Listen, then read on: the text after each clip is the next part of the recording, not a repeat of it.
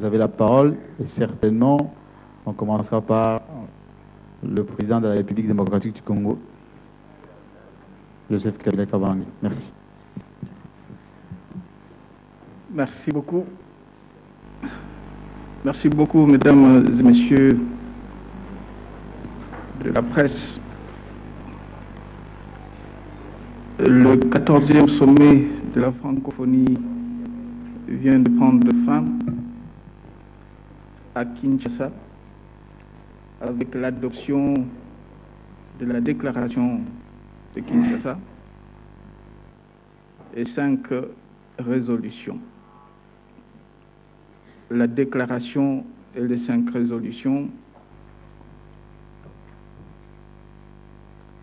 sont déjà disponibles. Et j'aimerais bien souligner seulement le fait que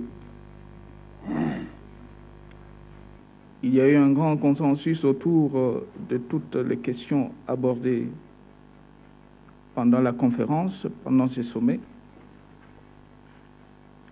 et que tout ce qui nous reste maintenant avec l'appui du secrétaire général de notre organisation, c'est la mise en pratique, la mise en œuvre de la déclaration et de toute résolution. Sinon, c'est pour aussi vous dire un grand merci à vous tous de la presse pour avoir participé à ce sommet, et surtout pour la diffusion des images et le message tout au long de ce sommet de la francophonie ici à Kinshasa. J'aurai certainement d'autres commentaires après vos questions. Je donne la parole maintenant au président Macky Sall. Monsieur le Président. Je vous remercie, Monsieur le Président Joseph Kabila.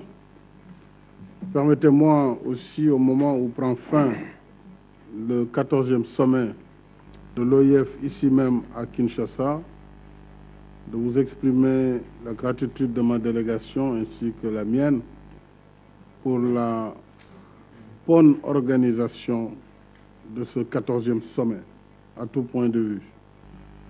Nous avons eu une bonne organisation matérielle, mais surtout nous avons eu un contenu assez fourni à travers les thématiques abordées et adoptées par les 5 résolutions dont vous venez de parler. Résolution sur la situation des pays en crise, en sortie de crise et de la consolidation de la paix dans l'espace francophone.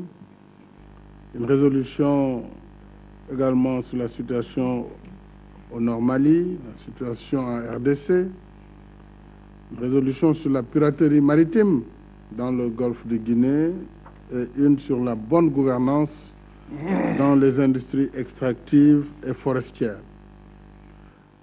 Mais ce qu'il faut souligner et qui est essentiel, c'est le consensus qui a prévalu sur des questions qui ne sont pas simples, mais aussi le consensus s'est prolongé jusqu'au choix du lieu pour le prochain sommet. Et c'est donc à l'unanimité des pays membres que le Sénégal a été choisi. C'est un honneur et une confiance. Je voudrais à cet instant réaffirmer la gratitude du Sénégal à l'endroit de l'ensemble des pays qui nous ont fait cette confiance, mais surtout remercier des pays candidats qui ont eu la grandeur d'esprit et la générosité de retirer leur candidature, ce qui a fait que finalement le Sénégal était resté seul candidat. Je ne peux pas terminer mon propos sans dire que nous ressentons cette marque de confiance et d'amitié comme un hommage encore rendu à l'un des pères fondateurs, président Léopold Sédar Senghor, mais surtout un hommage appuyé pour l'action du président Abdou Diouf, ici présent, secrétaire général de l'OIF. Je lui dois cette reconnaissance, je lui dois cette gratitude. Et je pense que si Dakar a été choisi, c'est aussi pour saluer la démocratie sénégalaise et saluer son action à la tête de l'organisation. Donc, Président Diouf, encore une fois, merci. Et c'est avec plaisir que le Sénégal vous accueillera tous, vous accueillera à Dakar, Inch'Allah, en 2014. Je vous remercie et je remercie également la déléguée, Madame la ministre de la francophonie, Madame Benguigui, pour son action et ses efforts pour la réussite de nos actions. Merci beaucoup, Monsieur le Président.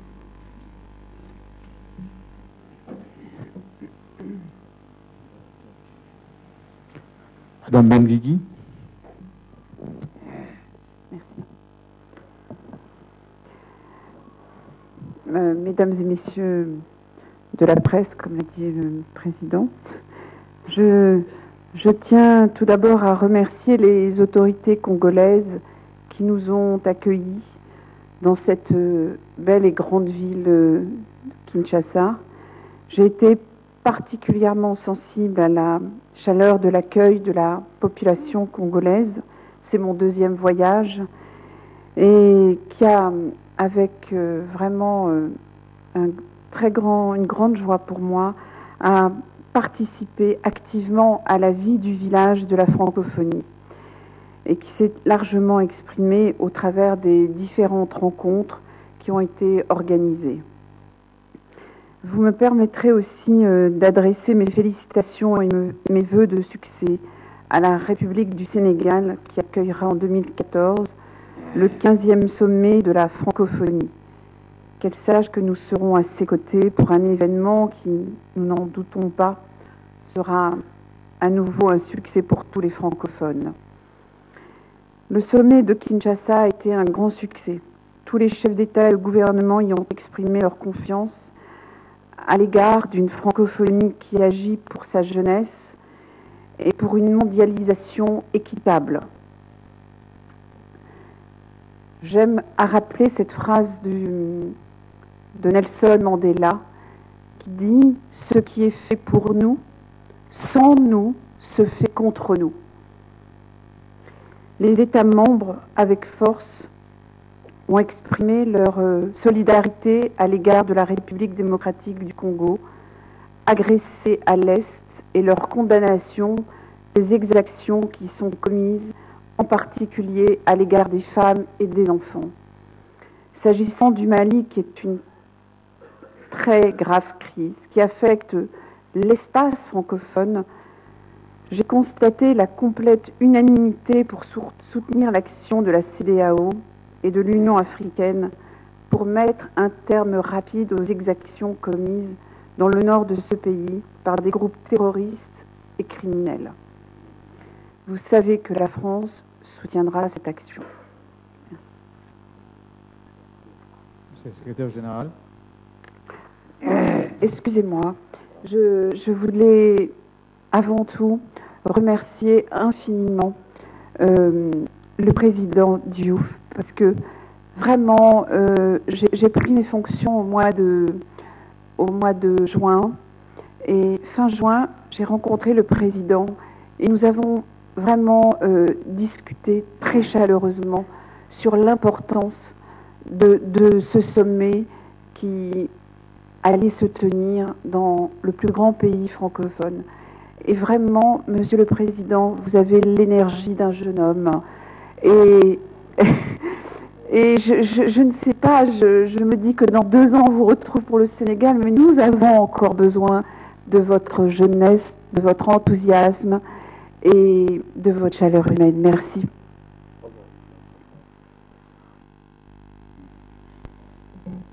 Merci. Mesdames et messieurs, mes premiers mots seront pour dire très franchement et très nettement que ce sommet de Kinshasa a été un grand succès. D'autant plus grand que nous avions sur notre route beaucoup de difficultés sur lesquelles je ne reviendrai pas. Et Monsieur le Président de la République démocratique du Congo, nous vous devons une gratitude infinie. vous, votre gouvernement, votre peuple. Et également, nous devons une gratitude infinie à tous vos homologues qui ont bien voulu accepter votre invitation et participer avec vous à ce grand rendez-vous de la francophonie. Avant l'ouverture du sommet, j'ai été visiter le village de la francophonie. Et je me suis rendu compte d'une chose que j'avais déjà constatée au Forum de la langue française à Québec. Nous avons vraiment une francophonie populaire. Et cette francophonie populaire s'est exprimée ici de façon enthousiaste, surtout au niveau des jeunes et des femmes. Et Madame Benguigui, je voulais profiter de l'occasion pour vous dire que votre projet, le projet du président François Hollande, d'organiser une grande réunion sur les femmes francophones est un projet qui nous réjouit tous et nous stimule. Et nous aimerions bien pouvoir organiser cette réunion avec vous et avec tous les pays de la francophonie et toutes les femmes de la francophonie. Je me dois d'insister également sur le fait que une des clés du succès, ça a été la parfaite osmose entre la République démocratique du Congo et l'Organisation internationale de la francophonie. Nos équipes ont travaillé dans un esprit tellement positif. Vous savez que j'ai l'habitude de dire que moi je suis un pessimiste de la raison, mais un optimiste de la volonté et de la foi. Alors c'est cette foi et cette espérance qui ne m'ont jamais quitté. Et cette foi et cette espérance qui ont animé les équipes, vos équipes, Monsieur le Président de la République, et les équipes de l'OIF. Et aujourd'hui, nous sommes rendus ici, non pas pour être d'un optimisme béat, mais pour constater quand même ce que chez nous on dit, si vous voyez un œuf, vous dites voici un œuf, comme on dit en Wolof. Hein? Alors ici, je dis, nous nous réjouissons du grand succès de ce sommet. Je voudrais insister sur, parmi les résultats du sommet, évidemment les plus évidents, ce sont les résultats politiques. Parce que c'est toujours les résultats politiques qui sont les plus marquants. Vous, hommes de la presse, des médias, vous aimez bien insister sur les questions politiques. Mais la conférence, le sommet a posé beaucoup d'actes importants, mais en particulier, j'insisterai sur deux.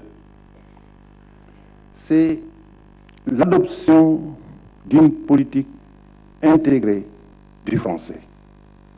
Le français, c'est notre socle, c'est notre, comme je dis toujours, c'est la branche sur laquelle nous sommes assis. Et si nous laissons perdre le français, au nom de quoi nous serons réunis? Qu'est-ce que nous aurons en partage et qu'est-ce qui fera notre originalité? Donc, nous devons nous atteler à promouvoir le français dans tous nos pays. Et cette politique intégrée de développement du français n'est pas, c'est pas quelque chose de neuf. Il ne faut pas croire que c'est aujourd'hui seulement qu'on s'est mis en tête qu'il fallait promouvoir le français. Depuis toujours, la francophonie s'est préoccupée justement de ce lien ombilical qu'est le français. On ne compte plus les initiatives. La dernière en date, c'est le Forum de la langue française à Québec, que nous voulons pérenniser. Nous voulons qu'il y ait un nouveau forum en 2015 et nous voulons une périodicité triennale pour ce Forum de la langue française. Nous avons signé ici des pactes linguistiques. L'administrateur de l'OIF a signé ici des programmes de formation aux Français, de diplomates et de fonctionnaires de nos pays membres. Nous avons, on va dire, comme sur l'utilisation du français dans les organisations internationales, nous avons un grand témoin de la francophonie qui défend la langue française aux Jeux olympiques et avec succès. Ce n'est pas d'aujourd'hui que ça date. Mais ce que nous avons pensé, c'est que maintenant, nous devons avoir une politique intégrée. La francophonie, l'OIF mène des actions, l'Agence universitaire de la francophonie mène des actions, TV5, l'Association internationale des maires francophones, l'Assemblée parlementaire de la francophonie, l'Université Senghor. Ce dont nous avons besoin, c'est d'une plus grande synergie pour agir ensemble et faire que cette politique soit encore plus résolue et plus efficace. Et les chefs d'État ont adopté cette proposition de politique intégrée du français. Et le deuxième, dans cette ère de modernité, c'est l'adoption d'une stratégie francophone, une stratégie numérique francophone, à l'horizon 2020. Vous savez que dans le domaine des nouvelles technologies, tout va très vite. Et je crois il était bon que nous puissions proposer à nos chefs d'État, qui nous avaient demandé ça d'ailleurs à Montreux. C'est bon que nous puissions faire cette proposition et les chefs d'État l'ont accepté avec enthousiasme. Maintenant, il nous appartient à nous, à nos États, de veiller à ce que ces projets s'appliquent convenablement sur le terrain. Bien entendu, Monsieur le Président, après vous avoir remercié, bien entendu, je me réjouis avec le Président de la République de mon pays du fait que le Sénégal ait été choisi, et que Dakar, le Président Macky Sall, toutes nos félicitations pour ce choix, qui vous honore, qui honore la démocratie sénégalaise, mais qui honore aussi le père fondateur de la francophonie, le principal père fondateur de la francophonie, qui est Léopold Sédar Senghor. Et je vous remercie pour les mots gentils que vous avez eus à cet égard concernant ma personne et mon action. Merci. Merci. Merci, Monsieur le Président, Madame la Ministre. Nous allons passer maintenant à la phase questions-réponses. Il y a un micro de ses côtés et j'ai l'autre de ses côtés. De ses côtés, Monsieur.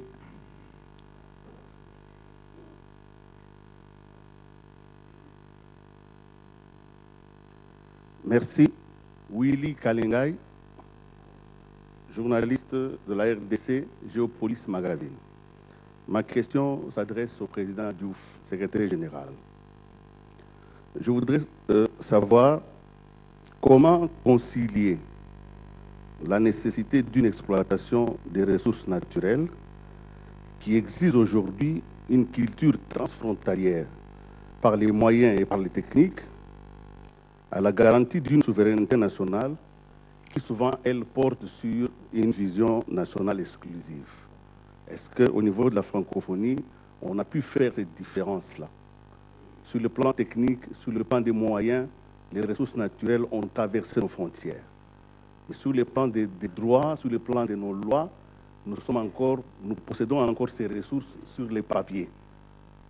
Et c'est ça souvent qui fait la guerre en Afrique.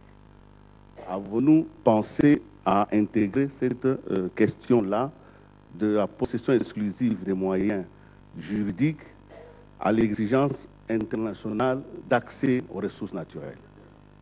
Merci. Veuillez synthétiser vos questions. Je ne sais pas si c'est une question d'ordre économique, d'ordre environnemental, ou d'ordre politique, ou d'ordre sécuritaire, mais tout ce que je peux dire, c'est que l'exploitation des ressources doit s'exercer dans le cadre de la souveraineté des États, qui doivent d'abord décider s'ils exploitent eux-mêmes les ressources et les transforment sur place, ou s'ils font une place à l'exportation des matières premières vers l'extérieur, tout en se préparant avec une formation adéquate de leur cadre, avec des investissements qu'il faut plus tard à exploiter et à transformer toutes leurs ressources sur place. Ça, c'est un problème évident. Et de toute façon, Nous avons voté une résolution concernant la transparence des industries extractives et forestières, parce que nous voulons que les revenus tirés de ces différentes exploitations minières et forestières soient des revenus qui profitent au maximum aux pays propriétaires. Et nous avons, à cet égard, la conférence qu'on appelle l'initiative pour la transparence des industries extractives, à laquelle nous voulons que le plus grand nombre de nos pays puissent participer. Mais il ne faut pas tomber dans le pessimisme qui consiste à dire que quand nous avons ces ressources naturelles, ce sont des malédictions pour nous. Parce qu'à ce moment-là, tout le monde se précipite, tout le monde veut exploiter. Ici, il y a des problèmes de frontières, vous voyez, et c'est mondial, dans le monde entier. Vous voyez, chaque fois que vous voyez deux pays se disputer une île inhabitée, inhospitalière, on dit, ah oui, il y a une odeur de pétrole par là. Alors donc, ce sont ces questions-là. Mais je ne veux pas aller trop loin dans ce sens, parce que j'ai l'impression que votre question est un peu orientée concernant un sujet sur lequel nous nous sommes prononcés par une résolution particulièrement claire. Et voilà ce que je peux dire, Monsieur le Président. Merci, Monsieur le Secrétaire général. Madame. Je suis Mimi Ngumba Moulongo de Radio Okapi. Ma question, je l'adresse au président Joseph Kabila. J'aimerais connaître sa réaction par rapport à certains des discours entendus hier qui étaient orientés vers la question des droits de l'homme et celle de la démocratie. Merci.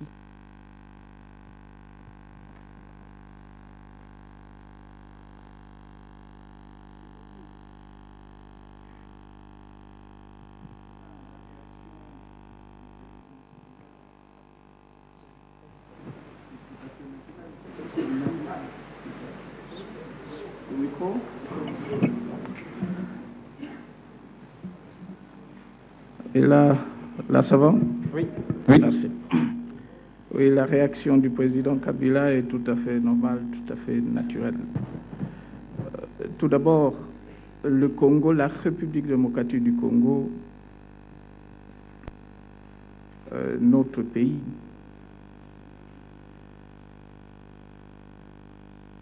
est fier de la démocratie exercée dans ce pays. La République démocratique du Congo n'est pas du tout complexée et par le niveau de démocratie, de liberté ou la situation des droits de l'homme.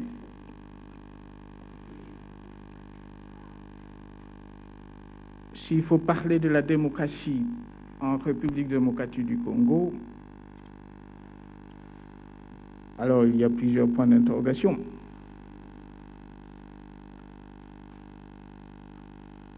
Qui avait supprimé la démocratie dans ce pays?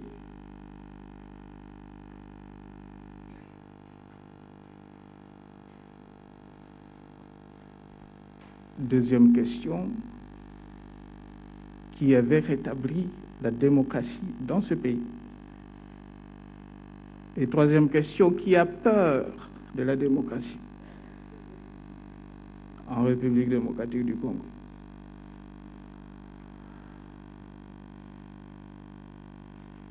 Je n'aurai pas le temps pour vous donner des réponses à chaque question.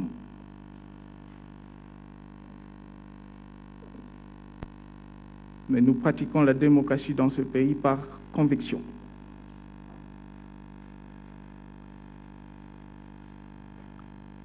Par conviction et pas par contrainte.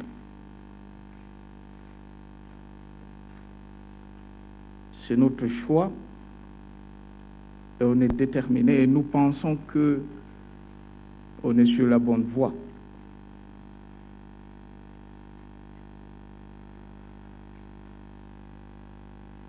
Quant à la situation des droits de l'homme, je n'ai pas grand-chose à dire.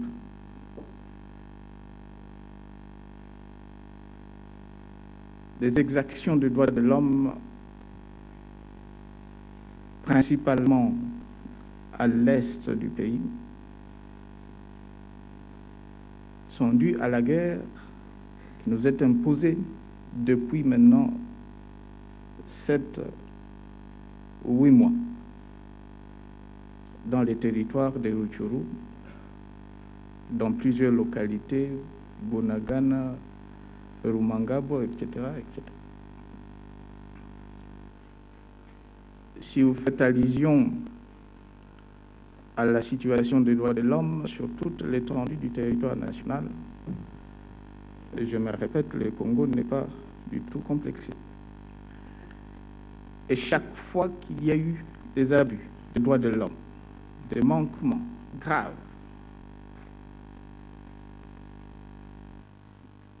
il y a eu les arrestations, ou soit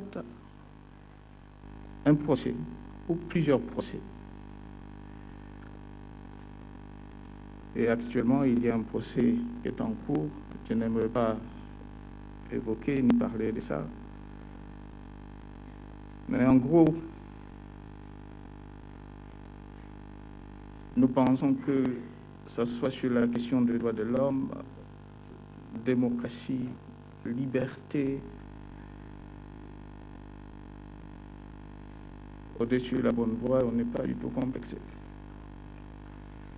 Merci, Monsieur le Président. C'est côté-là, mademoiselle. Oui, tout au fond.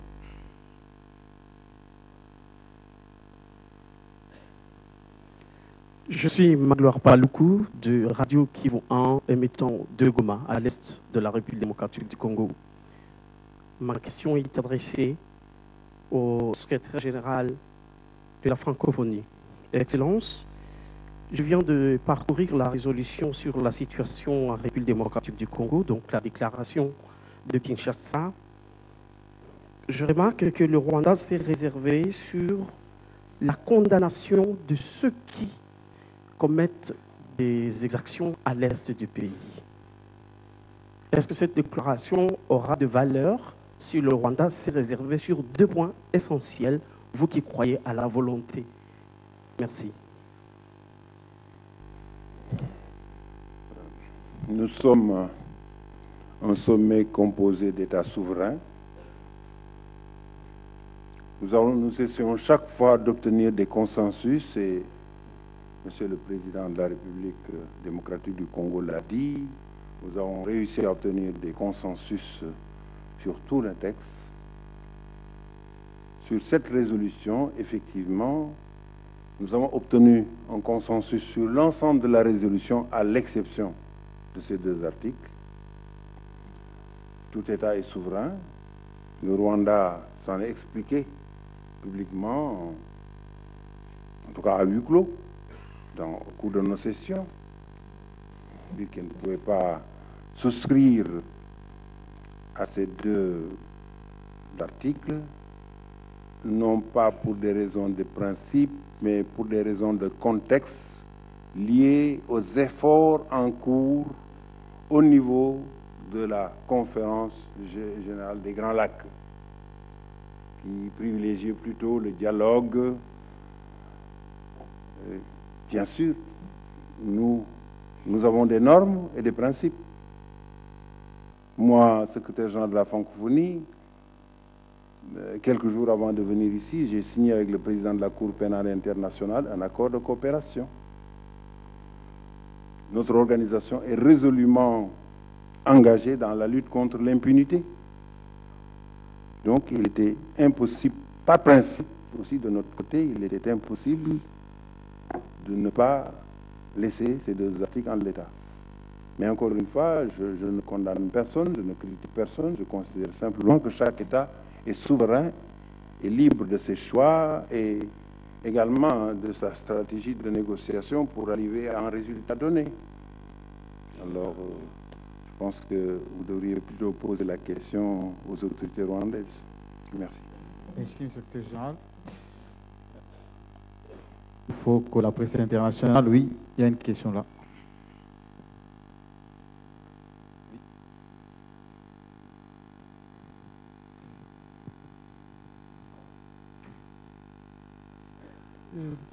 Merci. Peter Brown, je fais la contribution australienne pour l'année francophone internationale. J'adresse ma question à Monsieur le secrétaire général. Est-ce que l'OIF envisage d'entamer des actions au-delà de l'antenne qui est basée à Vanuatu dans le Pacifique? Adhésion de nouveaux membres comme associés, par exemple mon pays, voire la tenue une fois d'un sommet de la francophonie dans le Grand Océan. Merci pour votre question. L'OIF est une organisation à vocation universelle. Nous sommes présents sur les 5 continents. Vous savez que la langue française, l'anglais et le français sont les 2 seules langues à être parlées sur les 5 continents. Et parmi nos membres, nous avons le Vanuatu, qui est dans votre zone. Nous avons également des parties de la République française, comme la Nouvelle-Calédonie et d'autres territoires français. Je précise une chose, la francophonie ne fait pas de prosélytisme. Jamais nous ne faisons appel à des États pour leur dire « venez adhérer » à l'Organisation internationale de la francophonie. Nous ne faisons pas de prosélytisme. Mais, je m'excuse de le dire avec immodestie, il se trouve que notre organisation est attractive. Attrayant. Bon. Beaucoup de pays s'y intéressent. Nous avons encore eu des adhésions cette fois-ci et ce sont des choses qui sont examinées par des commissions compétentes de la façon la plus sérieuse. Il faut déposer les demandes au moins 6 mois avant le sommet. Les commissions se réunissent, ensuite ça passe au CPF, à la ministérielle, avant de venir devant les chefs d'État. Dans le Pacifique, à part le fait que le Vanuatu est membre, nous avons essayé d'être observateurs au Forum du Pacifique. Nous pensons que nous avons un rôle à jouer là-bas, d'autant plus que notre homologue du Commonwealth, qui évidemment a beaucoup plus d'États membres de ce forum, y est déjà, et vous savez que nous avons une coopération exemplaire avec le Commonwealth. Nous voulons également avoir le statut d'observateur à l'ASEAN. Nous avons de très bons rapports avec l'Australie. Vous savez que j'ai reçu plusieurs fois des autorités australiennes. Je ne sais pas si l'Australie était représentée à ce sommet, d'ailleurs, enfin, était assistée à ce sommet comme invitée, mais je sais qu'au sommet de Montreux, l'Australie, je crois en profitant de la délégation canadienne, mais avec notre accord, un représentant de l'Australie a assisté aux réunions. Je sais que l'Australie est très intéressée par la francophonie. Je ne dis pas que l'Australie va adhérer à la francophonie. Aucune autorité australienne ne me l'a dit. Je crois que le système de la francophonie, son originalité, son impact, son attractivité, intéresse l'Australie. Et j'ai les meilleurs rapports avec l'Australie. Monsieur le Président, si vous le permettez, la première fois que j'ai reçu un ministre australien, je crois que c'était le ministre Kevin Rudd, qui était ancien Premier ministre ou un autre ministre, j'ai eu la maladresse ou l'innocence de dire que quand j'étais élève au lycée, j'étais nul en géographie. Mais que une fois j'ai été premier en géographie et le sujet qu'on nous avait donné c'était l'Australie. Alors, ils ont dit, mais vous êtes un Australien, venez chez nous. Alors, non, ça c'est la petite anecdote.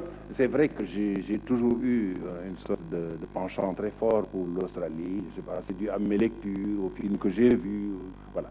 Donc, ma réponse à votre question, c'est ça, en 2 termes. Nous ne faisons pas de prosélytisme, mais ceux qui veulent venir passent par les voies normales d'examen de leur candidature. Merci. Merci. De ce côté, Monsieur Perdry.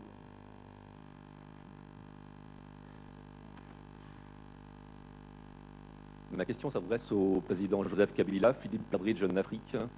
Le fait que les 2 articles aient été maintenus dans le projet de résolution sur la situation en République démocratique du Congo malgré les réserves du Rwanda. Est-ce que vous considérez cela comme une victoire diplomatique pour le Congo? Et puis j'ai une deuxième petite question adressée au secrétaire général de la francophonie, M. Abdou Diouf. Est-ce qu'il y a beaucoup de francophones au Qatar pour expliquer l'adhésion du Qatar à la francophonie? Merci.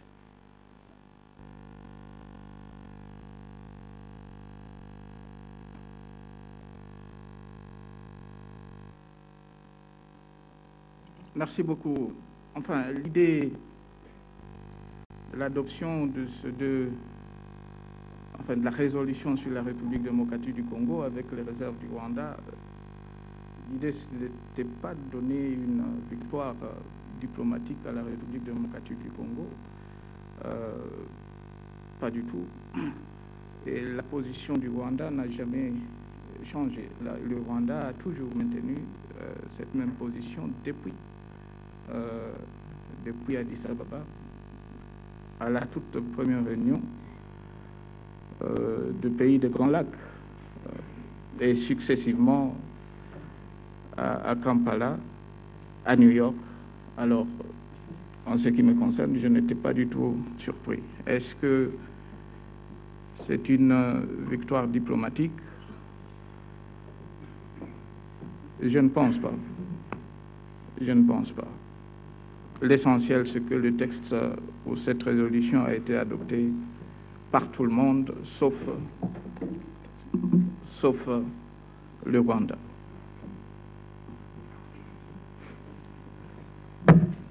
Oui, monsieur le secrétaire général. Oui, le Qatar.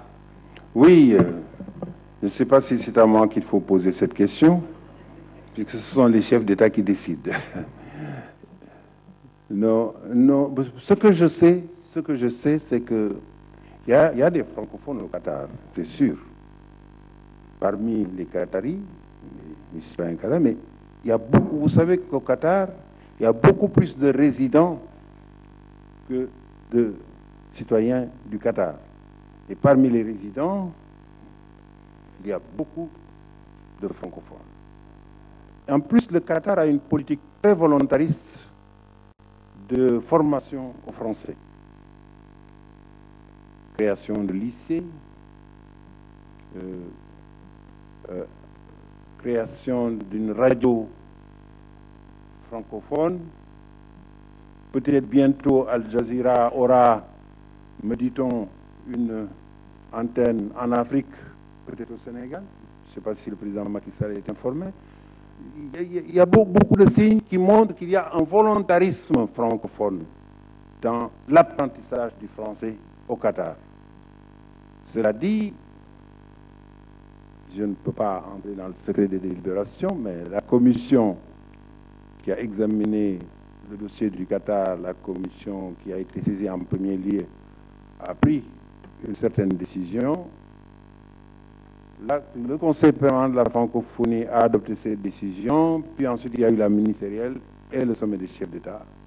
Vous savez que nous avons 3 catégories de membres: les membres observateurs, les membres associés et les membres à part entière. Le Qatar a été admis comme membre associé. Je ne peux pas entrer dans le secret des délibérations maintenant. Merci, secrétaire général. De ce côté-là, on va prendre la dame.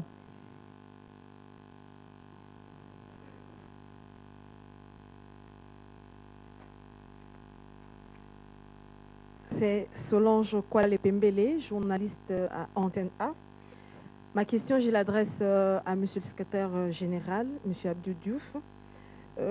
Hier, dans son adresse, le président français, François Hollande, a fait allusion à la mise en place d'une organisation ou de l'Organisation mondiale de l'environnement. Est-ce que dans vos discussions, vous avez fait allusion à cet aspect des choses? Parce qu'il a même proposé que le siège de cette organisation soit basé en Afrique. Et si cela se rendait réel, ça sera quel pays selon vous? Merci. Oui. Cette question est une question qui est en discussion depuis des années. Depuis des années, un certain nombre de pays pensent que pour mieux faire face aux défis de l'environnement, il vaut mieux créer une organisation internationale de l'environnement. Mais d'autres pays disent qu'il y a trop d'organisations internationales et que le système actuel peut permettre de faire face à ces défis. Et finalement, le consensus actuel, c'est de dire qu'il y a un programme des Nations Unies pour l'environnement qui a son siège à Nairobi et qu'il faut rehausser, relever l'importance de ce programme des Nations Unies pour l'environnement et que ça nous permettrait de faire face à ces défis. Mais ceux qui veulent une organisation mondiale d'environnement continueront le combat pour arriver à un consensus, mais d'ici là, voilà la solution de transition qui a été trouvée. Et évidemment, dans l'esprit de ceux qui veulent proposer l'Organisation mondiale de l'environnement, le siège serait toujours en Afrique et à Nairobi. C'est ce que j'ai compris. Merci. Merci, M. le secrétaire général. Il y a une question ici et c'est l'avant-dernière. Merci. Désiré Baéré de la Voix du Luxembourg. J'ai une question pour le président du Sénégal, le président Macky Sall, qui va organiser le prochain sommet. Je voudrais savoir qu'est-ce que vous tirez, quelles leçons vous tirez de l'organisation du sommet de Kinshasa qui peut vous inspirer pour 2014. Merci. Je vous remercie. Je pense que j'ai appris à Kinshasa, en tout cas, la parfaite organisation matérielle, le site du sommet, mais aussi la fusion telle que l'a indiqué tout à l'heure le secrétaire général, la francophonie, la nécessaire fusion entre les équipes du secrétariat général et les équipes du pays hôte. Il est clair qu'on ne peut pas réussir un sommet, parce qu'un sommet, c'est à la fois le contenu et le contenant. On ne peut pas réussir un sommet sans que les programmes, les thématiques ne soient approfondies entre ceux qui sont dépositaires de la mémoire de l'organisation, le secrétariat général, et ceux qui ont la vocation de l'organiser. Je m'adresserai au président Kabila pour essayer de capitaliser en tout cas toutes les bonnes actions et de pouvoir éviter les erreurs qui ont dû être faites par le Congo dans l'organisation, mais puisque celui qui vient toujours après, il peut capitaliser sur l'expérience passée. Le Sénégal lui-même a eu à organiser des sommets. Le 3e sommet a été organisé à Dakar de la francophonie. Ensuite, en 2008, le sommet de l'OCI, puis récemment le sommet comment on appelle, un sommet culturel, le Festival mondial des arts nègres. Évidemment, il y a eu des succès et des échecs. Nous tirerons leçon de tout cela pour que ce sommet soit organisé dans les meilleures conditions, mais sans faire des folies, puisque nous sommes quand même dans une perspective de bonne gouvernance. Ce sommet ne pourra pas être un prétexte pour faire des gaspillages au-delà de la nécessité, en tout cas, d'accueillir dans les meilleures conditions nos hôtes, aussi de réussir dans le temps, dans l'espace, un sommet réussi. Maintenant, je voudrais, pour terminer, revenir sur un aspect qui a été évoqué à travers M. Kalenga, sur la gestion frontalière des ressources naturelles en Afrique. Je pense que le président Abdou Diouf a donné l'exemple dans ce qu'on appelle la zone de partage entre le Sénégal et la Guinée-Bissau, où il y avait des ressources pétrolières, du pétrole lourd précisément découvert dans la zone frontalière exactement. Et le tracé historique et colonial, évidemment, passe entre ce qui a été considéré comme le minerai. Il a mis en œuvre à l'époque ce qu'on appelait une agence de gestion et de coopération entre le Sénégal et la Guinée-Bissau. Il y a plusieurs années de négociations, mais on n'a jamais été en conflit entre Bissau-Guinée et Sénégalais sur la question de ces ressources pétrolières et halieutiques. Une clé de répartition a été trouvée, tant pour les ressources pétrolières que pour les ressources halieutiques. Donc je pense que là, c'est un exemple qui pourrait éviter de constater certaines guerres en Afrique du simple fait de la présence de minéralisation. Si on travaillait beaucoup plus sur la coopération et le développement, je pense que l'Afrique s'en porterait beaucoup mieux. Merci, Monsieur le Président. Je vous remercie. Merci, Monsieur le Président. On va prendre le monsieur juste... Oui, Madame. Merci beaucoup. Ousseini Ilboudo de l'Observatoire Palga Burkina Faso. Ma question s'adresse à la ministre française chargée de la francophonie. Depuis plusieurs jours, on assiste à une sorte de petit jeu du chat français qui pourchasse la souris congolaise au sujet des droits de l'homme, de la démocratie, de la reconnaissance de l'opposition. Ça s'est poursuivi pendant le sommet. Alors, à l'issue de ce 14e sommet, est-ce qu'on peut dire que les positions entre la France et la RDC se sont quelque peu rapprochées? Merci. Merci de votre question. Alors, je pense que il n'y a pas eu de jeu de petites souris ou de gros chats. Non. Je crois que, encore une fois, les valeurs que porte la langue française, la démocratie, la langue française, la francophonie, les droits de l'homme, font partie intégrante de la francophonie. Alors, il n'y a pas de leçon à donner, et puis on parle toujours d'un endroit, il y a simplement un curseur à faire bouger. Quand on peut le faire bouger un peu plus, c'est toujours mieux.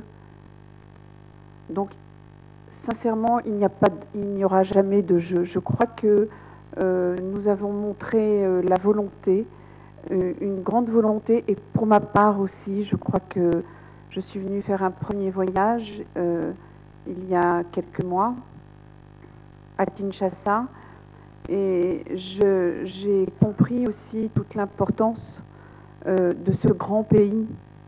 Ben voilà, c'est un immense pays, et avec une jeune démocratie. Et si on peut apporter un peu plus, surtout sur la question des droits de l'homme, mais ce pays, je ne vais pas dire plus grand, parce qu'il est déjà très grand, sera beaucoup plus fort. Merci. Merci beaucoup.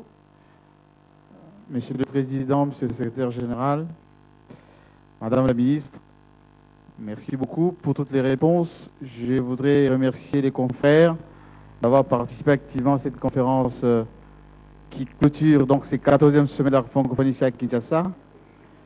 Et au plaisir de vous retrouver à Kinshasa. Faisant bon usage. À très bientôt.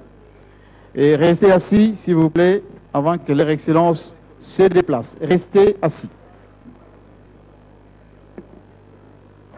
Eh bien, merci, amis téléspectateurs. J'étais en train de vous dire à l'ouverture, justement, de ce reportage en direct,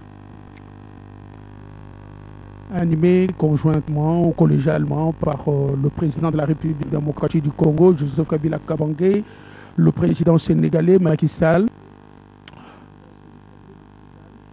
le secrétaire général de l'Organisation internationale de la francophonie, Abdou Diouf, mais aussi Mme Ben Guigui, qui est ministre de la francophonie.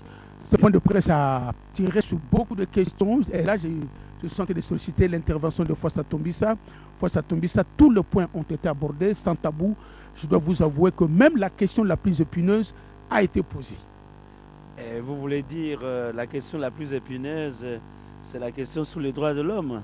Oui, on a fait une fixation sur les droits de l'homme, encore que jusqu'à ce jour, on a l'impression que les droits de l'homme ont été enfermés tout simplement dans un prisme politique, mais les droits sont variés, et même le président français a beaucoup condamné ce qui arrive aux femmes et aux enfants dans la partie de l'Est, parce que les femmes aussi ont des droits, mais généralement souvent on tourne souvent autour des problèmes qui surviennent dans le monde politique. Mais enfin, il me semble que la ministre française en répondant à cette question, voulait tout simplement dire que bon, c'est un secteur où la RDC, en étant davantage attentive, pourrait débloquer des énergies en faveur de son développement. C'est ce que l'on croit, oui, qu'on a compris. Et le président de la République a dit que la République n'était pas complexée, mais il pense qu'on est en bonne voie. C'est un processus. Ça commence quelque part, on va quelque part. Et d'ailleurs, ils ont reconnu que la démocratie est encore jeune et n'est pas forcément à comparer à la vieille démocratie française, par exemple. Alors, ce que je voudrais aussi ajouter,